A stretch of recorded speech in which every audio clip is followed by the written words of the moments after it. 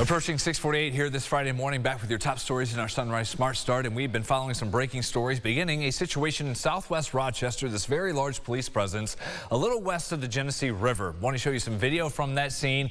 It was on Champlain Street near Jefferson Avenue. Now, the first calls for this came in a little before 4:30 a.m. You see several RPD cruisers at that scene, the crime scene tape up as well. No word yet on any injuries or suspects involved in this case. We still try to figure out exactly what was going on there. Once we do have that, we'll share it with you during our CBS morning cut-ins every half hour and online at rochesterfirst.com. We do have some more details confirmed from police investigators here in the city. Just before 1:30 this morning, they got a call from staff at Rochester General about a shooting victim dropped off at the hospital. That victim, a woman, is expected to survive. Police say they're still trying to figure out exactly where she was shot, that scene, and what led up to the shooting. Some more breaking developments: an armed robbery overnight here in the city. Police got that call just before 8 at a home on Dudley Street near Clifford Avenue. That's where a 43-year-old man told police that someone robbed him at gunpoint. Police quickly surrounded that house and arrested a 31-year-old man on the scene. No word yet on his name or charges that may be coming. As we look ahead, a Rochester teen accused of killing his father this week is due in court this afternoon. Police say 17-year-old Devin McBride Jr. shot and killed 38-year-old Devin McBride Sr. at their home on Garson Avenue Monday night following an argument. Police say the teen is the one who called 911 around 11 that evening, claiming someone shot his dad and ran off. Investigators later recovered an unregistered handgun and shotgun inside the home. McBride Jr. is facing charges of murder and criminal possession of a weapon. His court hearing is at 2. Funeral arrangements for Bishop Jerry McCulla will be announced in the coming days. The beloved pastor died Tuesday at the age of 84. As a faith leader, McCulla created the Faith Temple Apostolic Church in Rochester more than 52 years ago. The church on Arnett Boulevard is considered a pillar in the 19th Ward.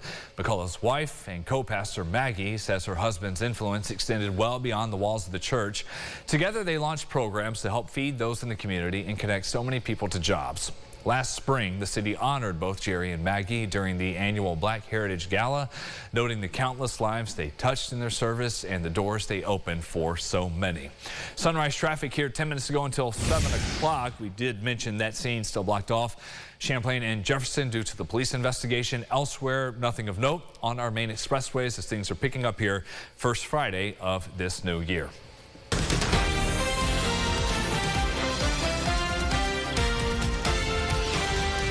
News 8, your local election headquarters. Another group of new and returning politicians officially assuming their roles in public office today. We began at Greece Town Hall.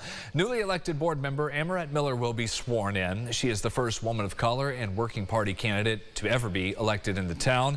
There's also in Greece Jeffrey McCann, who's taking the oath as well. He's the first Democrat to hold the title of supervisor in 120 years in Greece, replacing the outgoing Republican Super Bill Riley. In Penfield and Brighton, there are also swearing-in ceremonies there today. Some more new details this morning on a business that's going away. Fifth Frame Brewing has announced an abrupt and immediate closure. The brewer in Irondequoit made that news, sharing it online overnight on Instagram, calling it a difficult but unavoidable decision. Fifth Frame is known for its wide variety of styles of beer inspired by brews from around the country and the world. In that post on social media, the owners thanked the community for years of support, saying there will be one final send-off for its club members. Let's take you inside the huddle. Final weekend of the regular season. The Bills getting ready for the last home game ever at Highmark Stadium when they host the Jets Sunday afternoon. The Bills have played there since 1973. It's also been called Rich Stadium, the Ralph, New Era, and Bills Stadium before Highmark. Josh Allen's record at home: 49-15, 7-2 in the postseason. The QB, number 17, talked about this last run right there. I know we got the red helmets out. Those are going to be pretty cool. I've obviously seen them in the locker, and they're really sweet. And you know, a lot of good memories in the stadium. You know, but looking forward to making new ones as well. Kickoff at 4:25 here on News 8. Fans going to Orchard Park, you'll get a special memento. They're giving out Highmark farewell coins that say "I was there," similar to coins given out at the first game in '73. You'll also get a rally towel made to look like a printed ticket so you can write the number for your seat, row, and section you were in as you were there. Maybe you want to go tomorrow with all the snow we've had. The Bills are asking the Mafia to show up and dig it all out. You got to be 18. You can register online to shovel and remove the snow all day Saturday. It's $20 an hour. First 500 there will receive Highmark branded winter gloves if you don't bring your own. Food, hot beverages will be provided, plus the shovels. You don't have to bring yours. They just say dress warmly. You can find more details if you want to have that piece of memory if shoveling snow is your thing, or you just want to be in the stadium one more time. That's at rochesterfirst.com.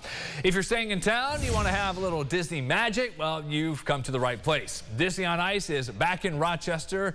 Some of your favorite characters coming to life downtown for the Frozen and Encanto show. Aran joins us live from Blue Cross, having a lot of fun. So what's this big mode of transportation you got, Aran? Brennan, it was a big, huge mode of transportation, excuse you, but it's this guy. It's a sleigh. I'm literally sitting in a sleigh. We're here with Alessio Medini, one of the performers. When do we see this beauty in the show? Thank you for having me. This sleigh is in the first act in Frozen, and it's Kristoff's sleigh. And I mean, so I saw the magic behind how this made it out here, but like, how does it move around essentially? Well, we have Sven basically carrying the sleigh. And is this the first year that you've done Disney on Ice? No, it's my third year with the company. And what brings you back here? What do you love so much about Disney on Ice? Well, it's a big family, and we all get to travel together and see all these different places. So it's a lot of fun. Mm-hmm. And you go from city to city. Is there a part in the show where the audience has a reaction that just makes you kind of see the magic through their eyes? Well, actually, it involves the sleigh. We have a part at the end of the solo of Kristoff where he jumps over it. Ooh, with skates and all. Yes, yes. You guys are obviously very trained, but how is it that you rehearse, I guess, for those huge props and all that good stuff? Well, it takes a lot of rehearsal, and we have a long rehearsal period at the start of the tour, and then shorter rehearsals throughout the full season. Wow, so you're still rehearsing as you go on with the show. That's incredible. Brennan, for now, I'm tossing it back to you. Aran, thanks. Fun. So you got Frozen and then the Madrigal family there this weekend. Some parents are welcoming some new additions to the family this new year. Hospitals around Rochester gave us some images of the first babies born in the early hours of 2026. Currently, we know of 2 bundles of joy already. First, we have Marlo Provo, born minutes after midnight, 12:03 a.m. at Highland Hospital. If you're wondering, 6 pounds, 5 ounces. Marlo joins parents in the attempt, and now big brother Carmine. We also heard from Holly and Frankie Trigg, who welcomed their 3rd daughter, Amelia, at 6:40 in the morning at Strong.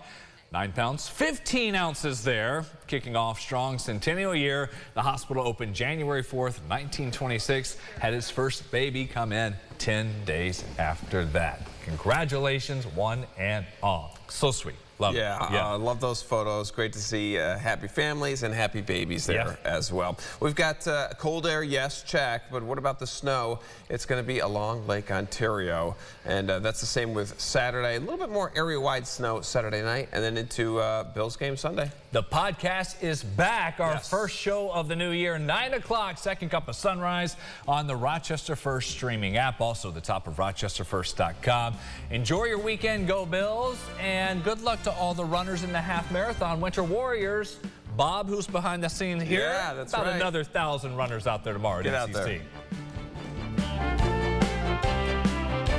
Follow News 8 wherever you are on rochesterfirst.com, Facebook, X, and on our app for news and weather.